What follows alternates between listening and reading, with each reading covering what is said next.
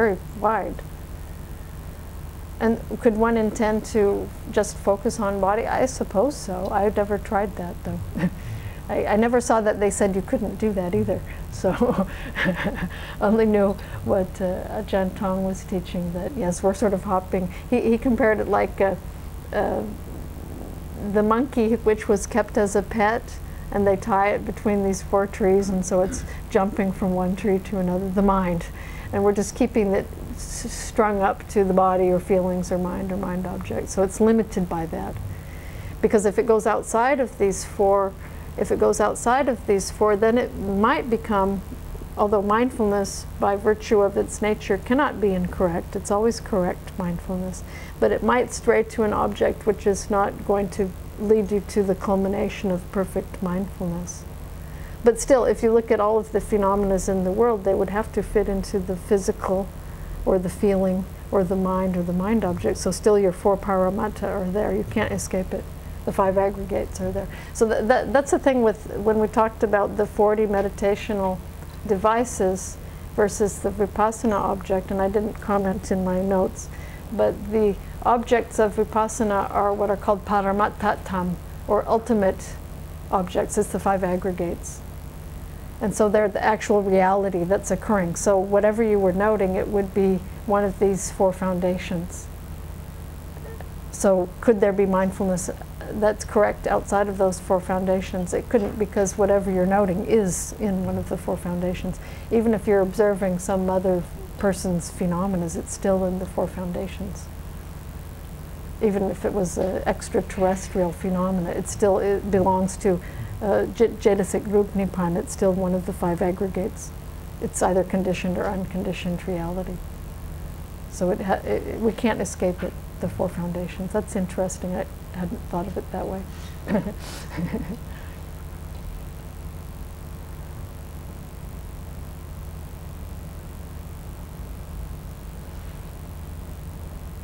There was in the initiation, in Thailand we do these opening ceremonies, and one of the translations was, even as all the rivers in the world flow to the ocean, so does the practice of all of the 84,000 teachings of the Buddha flow into these 4 foundations of mindfulness, which ultimately flows into the realization of nirvana.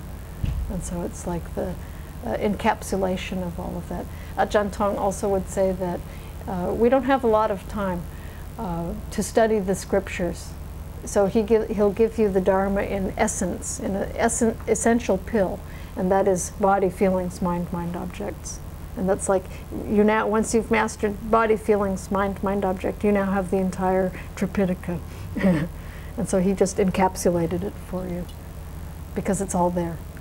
It's like if you ask the Ayurvedic doctors which medicine they would use for all purpose, often they say turmeric, the yellow root. It's good for everything. This is a pill which is good for everything.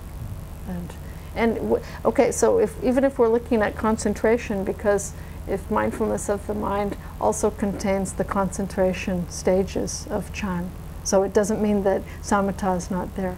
And so even if you took all of the samatha meditations apart, those 40 meditational objects, they're still in there. They're in the contemplation of the physicality, or contemplation of mentality, or contemplation as mind objects. They're still there. And if you took a dry vipassana method and practiced it to, never doing samatha before, practiced it to the higher stages automatically, I notice as I practice more, I have to use more concentration. And from what I hear, the nuns and monks of the temple, automatically their concentration must develop, or you can't eradicate the subtler defilements. So it contains elements of samatha being built in there, almost automatically. You don't have to set aside and say, I'm going to go do samatha, even it's built in. But you could also set it aside and develop samatha. With mindfulness, it's still part of the process. So perfect mindfulness, along with the another one that Ajahn Tong brings up is satipatthana, mak myong bat mitinai, satipatthana, sin samati banya mitinai, mak myong bat yutinana. Sorry. He says that wherever there's sila samati banya, which you remember, the virtue, the training of virtue, concentration, and wisdom, there you always have the Noble Eightfold Path there. And so wherever you have the Noble Eightfold Path, there's the 4 foundations of mindfulness are in there. And so the careful attentiveness of the meditation object, of the physical movements, all of the virtue elements are there. The mind which is concentrating on the meditation object, all of the concentration elements are there.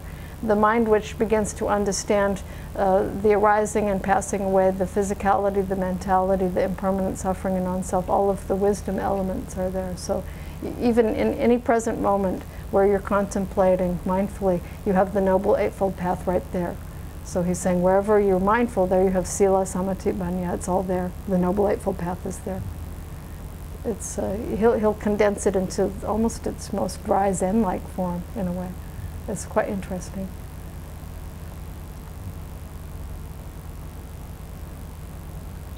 And other question? Yes?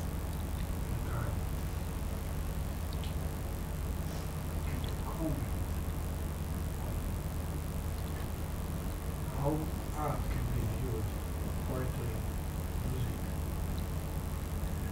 literature, painting, as obstacles of viewing things as they are, reality, as it is, the truth, or maybe alternatively, a tool to see life as they are, reality as it is. Using wisdom, loneliness, or using art as experience to view things in a clear way? Yes. Or neither? Both. Both. Both. Because the question is, can art be a useful tool which leads to illumination and the beautification of the mind? Or is art just an abstract obstruction and distraction? It's right now in this world, it's both. There's a war going on in the art world. And if you're an art student in Thailand, at least I believe still to this day, when you take art college, whether you're a painter, a writer, a musician, an architect, an engineer, any of the arts which manifests, you still do a kind of a reverence or honoring to the higher vibration of the art realm of form, which leads to spirituality. Because there are forces of creativity in the Buddhist cosmology which are not very creative. And they all live, I think, in Hollywood right now and places like that. They're pulling the mind into delusion. The Thais, if you look at the Thai temple paintings, the Thai art, the Buddha images, if you look at all of this art, it's incredible. It's absolutely amazing. I was an art student before, and I studied at the San Francisco Art Institute. And before the psychic told me that I better leave that world, I had the feeling that I couldn't stay in that world. It wasn't, I didn't have enough merit to support being there. And what I saw as my vision, it was not possible to do, and certainly not to make a livelihood of. And I was endangered by, I had a certain kind of, kept meeting certain kind of people that would really kind of take advantage of me in a negative way. And so I felt like I'm about ready to fall into an abyss most of the time. And when I was about 24 years old, between 23 and 24, I started having very extremely bad visions. And so a friend of mine introduced me to the psychic who said, go meditate. But anyway, what I learned from meditation was, and from studying Buddhism, is if you understand the 31 planes of existence, in the top, one of the upper levels of the heavenly realm of form, there's the beings which delight in creation, and there are the beings which delight in others' creations. And so the beings who delight in creations, they're celestial beings who create a lot of art. They have a great time.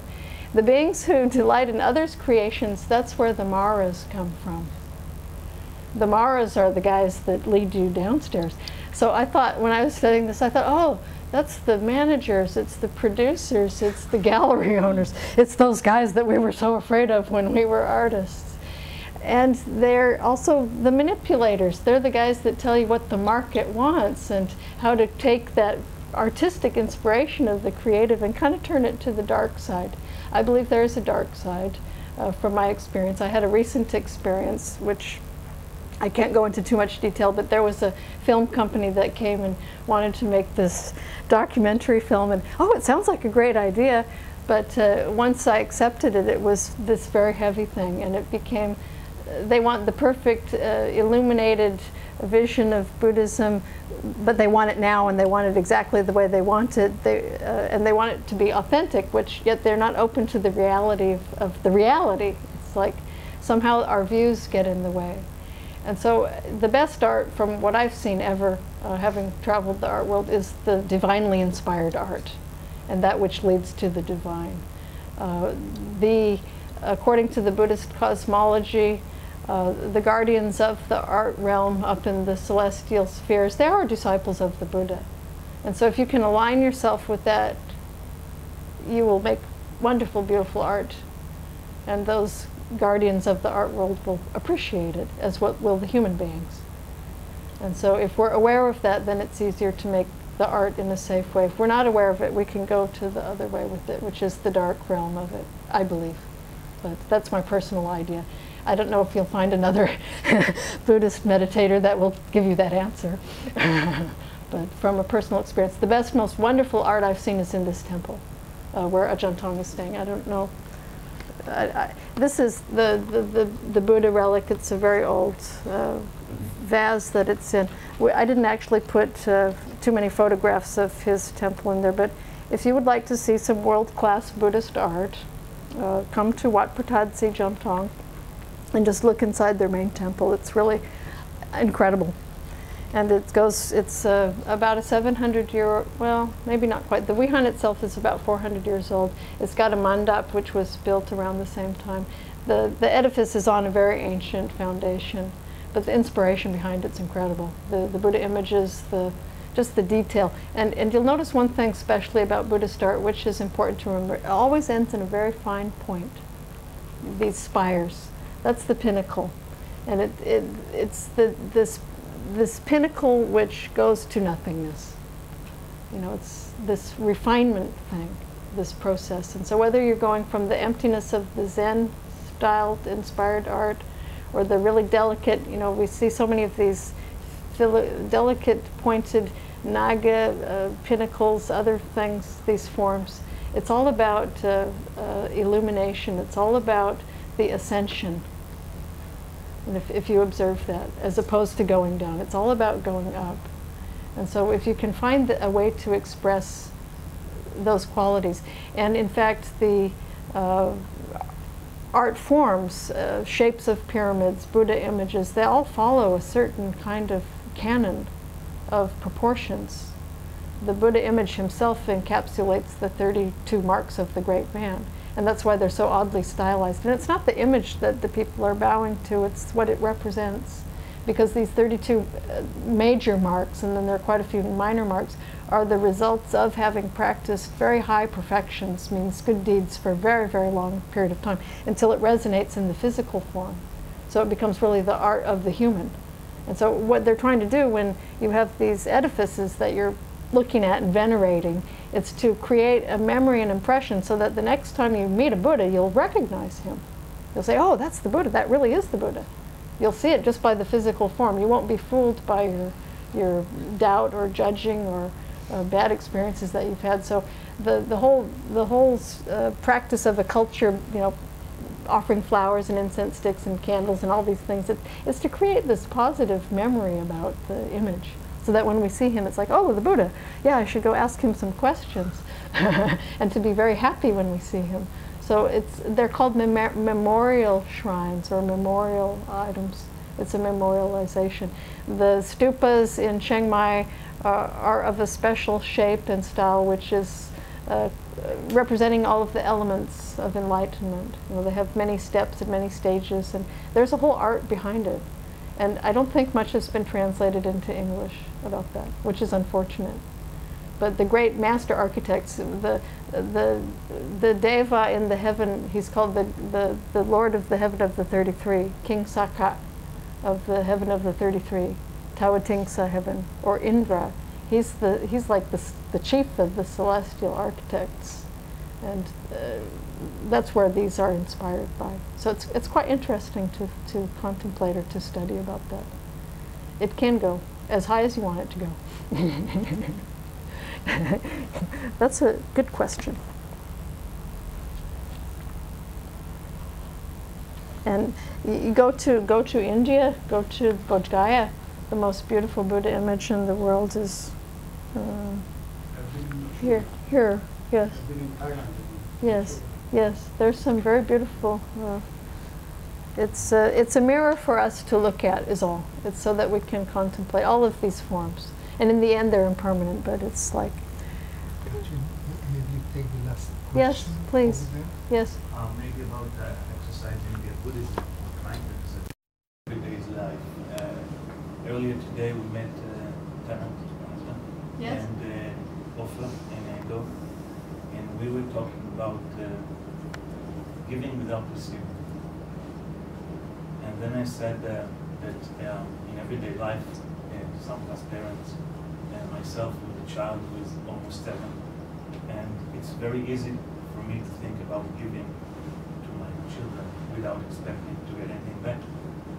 But then I give, and it's like an energy sucker, which is also very hectic. And sometimes I get to the point that I feel empty. And at the point that I'm empty and I'm stopping for a moment and he's standing in front of me and I'm thinking in a Buddhism way, not to throw him out of the house or go to sleep. But I want to do the right thing there. And then your husband said, ask again. Oh, great. Well, me, if, and I don't have any kids, sorry, but No, he said well, what I've seen of the Thai culture again, if you have you're the first generation person practicing the teachings of the Buddha in your family. And so one of the fun things that you should do is read what is called the Sikala Sutta, which talks about the 6 directions in our daily life. And the duties of the parent to the children are described. Also the duties to the children of the parent, duties of the children to the parent, okay? And the reason for this is just so that you get an idea of a map of how there's an up and a down in the world and how we should respect that which is above and take care of that which is below. And if we can somehow, in our small things, develop appreciation, gratitude, and respect, and somehow transmit that to children so that they can learn appreciation, thankfulness, gratitude, and respect. And so if you have youngers, if you have like several children and there's the older and the younger in the middle, you can kind of teach them the youngers need to respect the older, and the older needs to have kindness and generosity to the younger, right? So that he earns their respect. And it's a difficult social order, but like the art, which has this very fine pinnacles on the top, it's also hierarchical. And so in Thai culture, the children are taught that they must respect the elders. And the elders must have kindness and generosity and love and care and protection for the youngers. It's just the way that it works. And that's why going to Thailand in some ways is so delightful, because it's embedded in the culture. It's starting to change thanks to television.